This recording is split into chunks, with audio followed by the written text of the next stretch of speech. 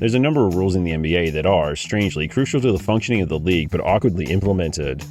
The anti-tampering policy is one of them. Officially, the rule states that no NBA organization's coaches, players, executives, or owners can speak to an individual or their representatives on a rival team in order to lure them to join their franchise.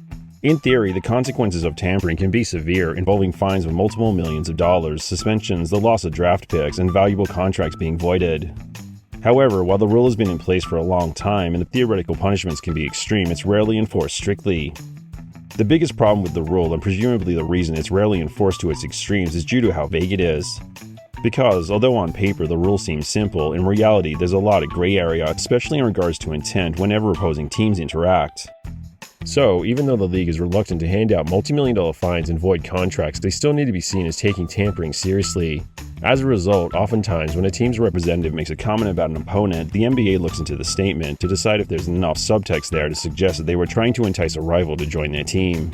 And consequently, a lot of the times, the league determines that there's intent where there clearly isn't any at all, like when the Warriors were rumored to be interested in trading for Ben Simmons. Heading into the 2021 NBA offseason, one of the biggest stories in the league was the volatile relationship between the 76ers and Simmons after his disappointing performance in that year's playoffs. Boy, Simmons, uncontested, had a layup, but he leaves it for Thibault. Soon, it became clear that the relationship between the team and Simmons was all but over and that both sides wanted to see him traded. A number of potential suitors were mentioned, including the Warriors. However, in September 2021, Golden State's owner Joe Lacob publicly commented on the drama, stating that the team absolutely did not want Simmons. Alfred from the beginning of the year. Simmons, the screwball. Strangely, the NBA interpreted Lacob's comments as tampering, as if they were some form of reverse psychology for future trade negotiations, and fined the Warriors $50,000.